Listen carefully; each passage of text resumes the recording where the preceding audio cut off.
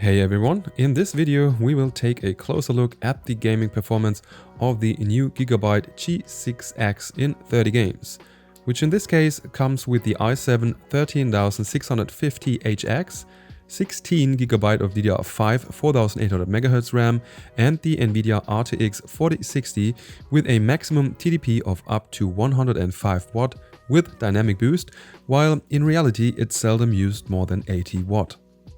I've recorded all games via a capture card at the laptop's native resolution of 1920 by 1200p, which is a 16 by 10 aspect ratio, while in some cases this caused a stretched image due to issues with my recording software, so please ignore that. It performed as intended nevertheless.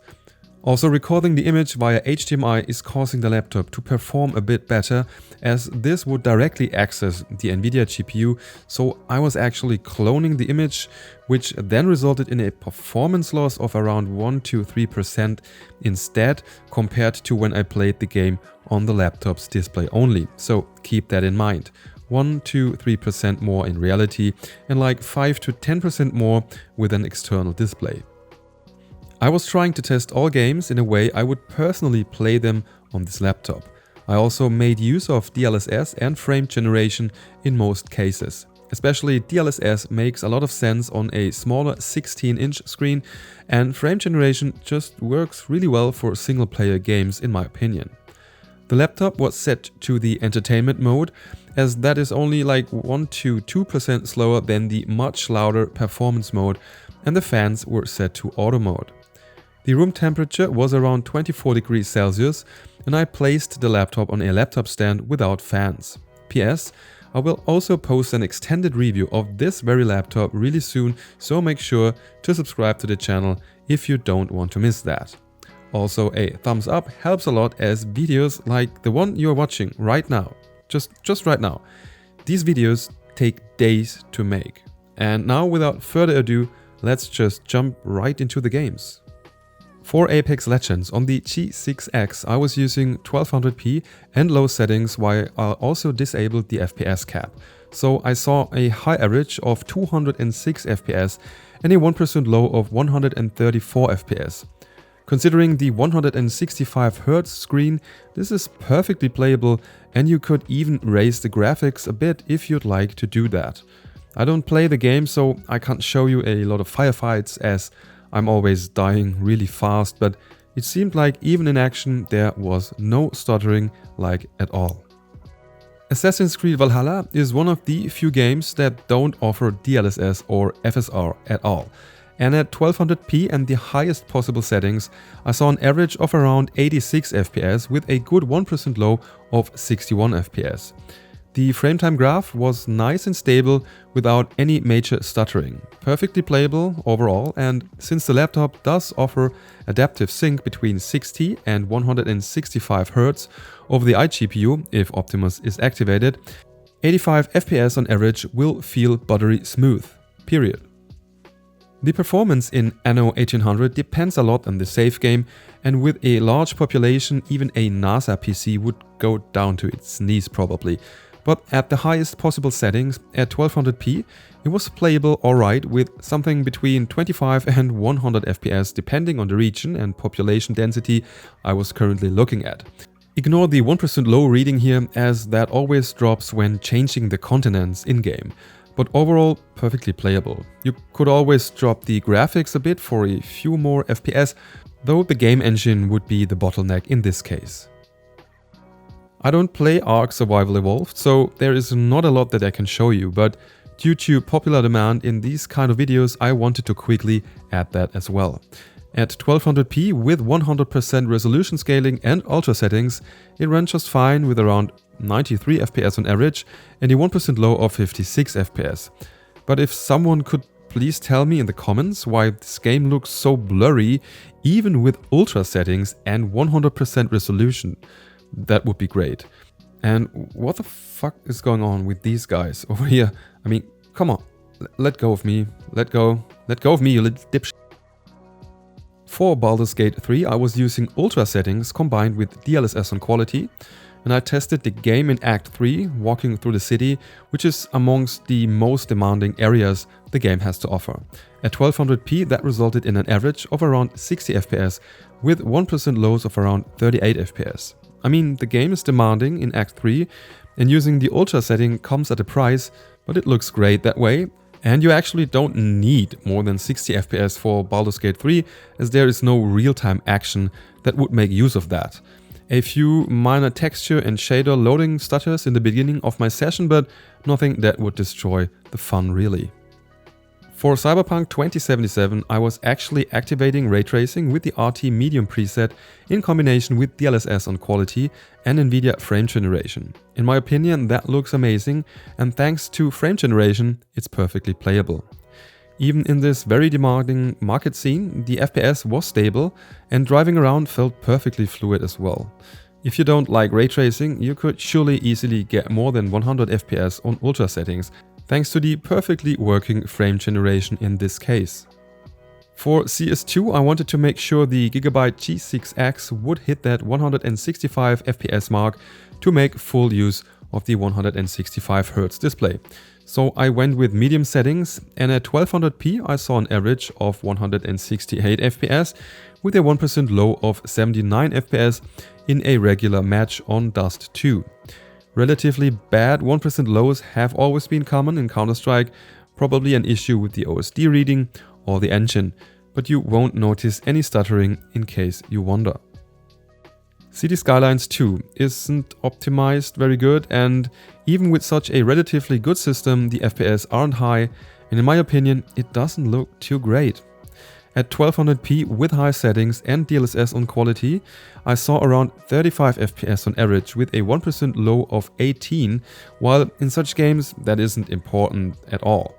The total population of this save game is around 100,000 by the way. No stuttering, just relatively low FPS overall. But me, personally, I wouldn't want to lower the graphics. For Diablo 4, I was also testing the game with ray tracing activated using the high ray tracing preset in combination with DLSS on quality and Nvidia frame generation activated. That resulted in around 122 FPS on average and a 1% low of 59 for the Cathedral of Light dungeon in the epilogue. The game looks pretty nice that way, and as you can see, the frame time graph is very flat, no stuttering, no issues. Next game. Since now that the DLC is out, everyone and their dog is playing Elden Ring again. And at 1200p and maximum settings, the game ran with a stable 60 FPS. The RTX 4060 did have some headroom left in some situations, with a maximum utilization of around 75 to 80%. By the way, activating ray tracing forced the FPS down to 40 to 45, even with lowering the settings to high, so I did not do that. But overall, once more, the G6X provided very stable frame times, and I didn't saw any stuttering. For Fortnite, I saw an average of 122 FPS with medium settings at 1200p. You could of course further lower them, but I prefer the game a bit better looking with that Unreal 5 engine. Stuttering occurs in the first few matches, leading to lower 1% lows. But that's common in this game, and that will get better over time. I also tried the performance mode with low settings, and that resulted in 202 FPS on average, while once again the 1% lows would take a while to calm down until everything is loaded for the first time. Since Forza 5 now also supports frame generation, I was activating that at 1200p with the extreme preset, resulting in a great average of 144 FPS and a very nice 1% low of 99 FPS. And the game looks really beautiful with these settings, and in my opinion, frame generation is working really well here. I would absolutely play it exactly like that. No stuttering, a buttery smooth experience. In fact, a perfect experience. If you're into this kind of game, the G6X will serve you well. Genshin Impact ran perfectly fine on the Gigabyte G6X at the maximum possible settings without FSR at 1200p. A stable 60 FPS on average with lots of headroom for the GPU, so even more demanding scenes should not force the FPS below 60. I just wanted to clarify that in case you otherwise would have asked for that game, so next. I was also testing Guardians of the Galaxy at 1200p with the very high preset and DLSS on quality, which ran really well with around 115 FPS on average and 1% lows of around 60 FPS. While in firefights the FPS drops a bit to the high 90s, it is still playable super well and quite fluid, while also looking pretty neat. I did not test ray tracing, but I'm pretty sure the laptop could handle that with 60 FPS. If not with DLSS quality, then at least with DLSS on balanced or performance. Unfortunately, there is no frame generation available.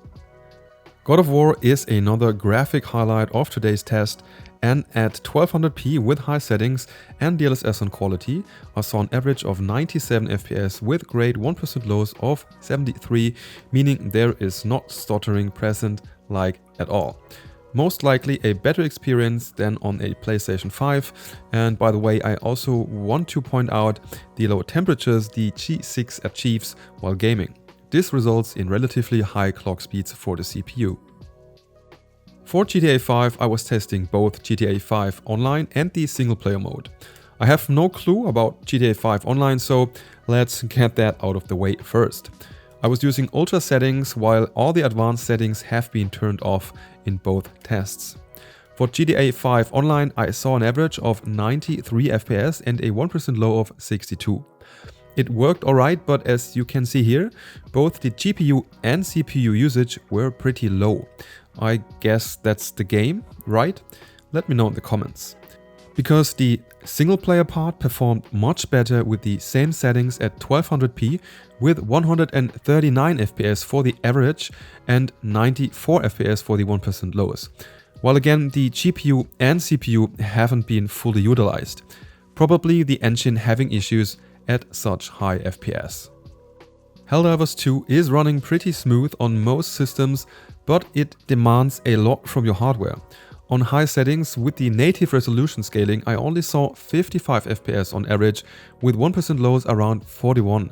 And then it also depends of course on the map you play, and I guess fog lowers the FPS quite a bit. However, even when hell broke loose, the FPS have been stable and no stuttering occurred whatsoever. And 60 FPS is actually okay.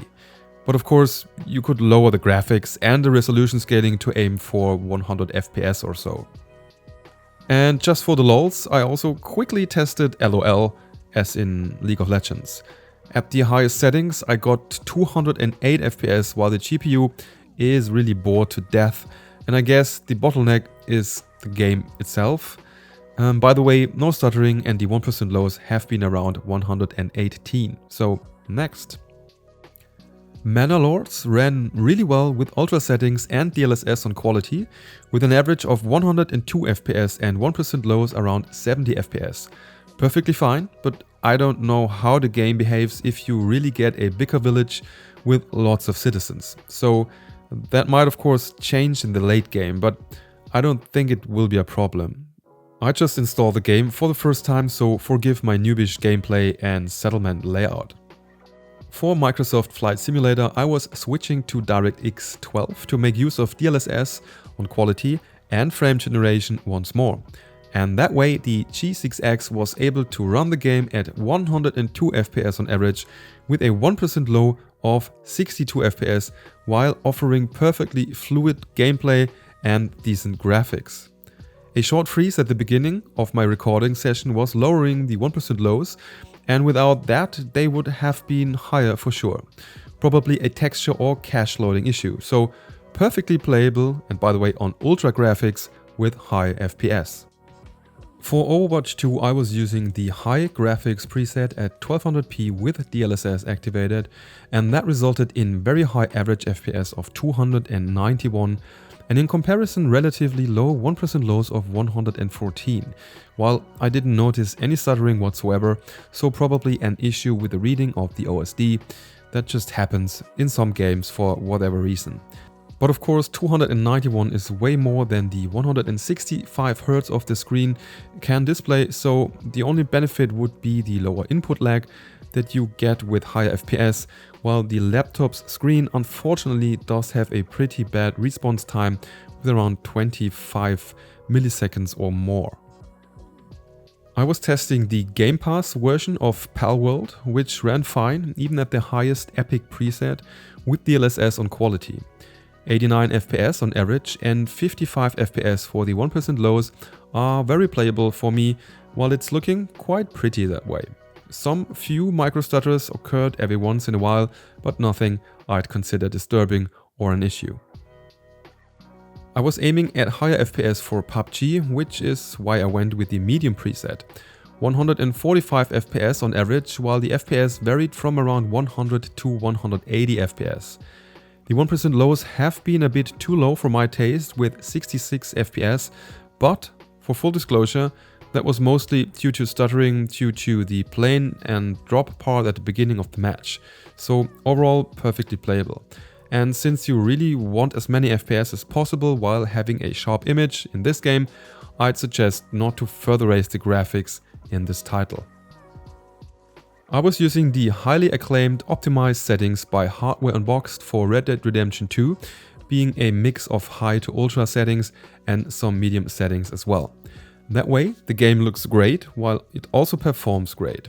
107 FPS on average at 1200p with DLSS on quality, with good 1% lows of 78 FPS.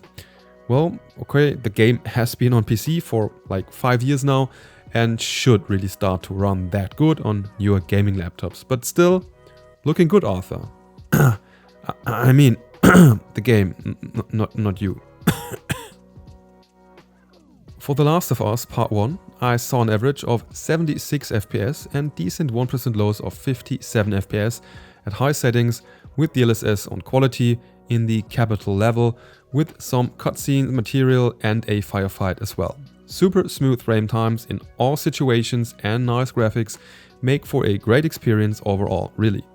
I mean, the FPS could be a bit higher probably, but for that kind of game, it's actually absolutely alright, considering the original game was running with 30 FPS back then on the PS3.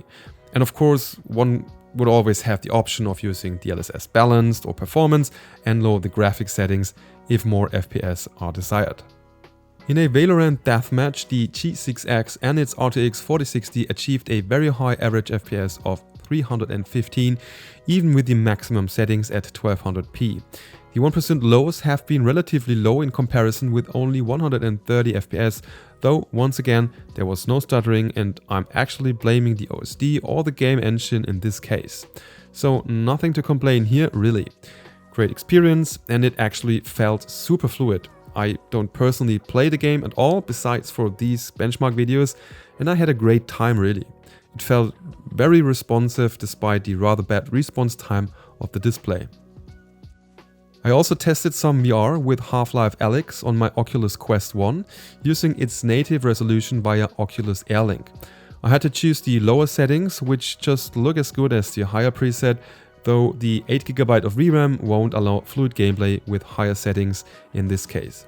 That resulted in an average of 72 FPS, which is the Oculus Quest's display frequency, so the game is capped at that number anyways. Though, nevertheless, it looks great and felt perfectly fluid, and VR gaming should in general be possible to some extent if you keep the relatively small VRAM size of 8GB in mind, which could be an issue in newer VR titles. I was using the lower simple graphics preset for Call of Duty Warzone to get more FPS in combination with DLSS on, well, you've guessed it, on the quality setting.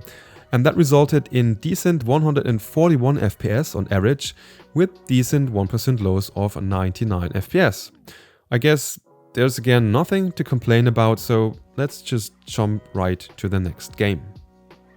For The Witcher 3, I wanted to test the Ray Tracing Ultra preset in combination with DLSS on quality for a maximum graphical glory, which resulted in relatively low average FPS of 55 and 1% lows of 32 FPS. The game looks as good as never before that way, but at a very high cost. Don't get me wrong, it's still playable, but you'd expect more from an almost 10-year-old game on a brand new gaming laptop. But that's mostly the fault of the bad DirectX 12 wrapper that CD Projekt Red chose to use.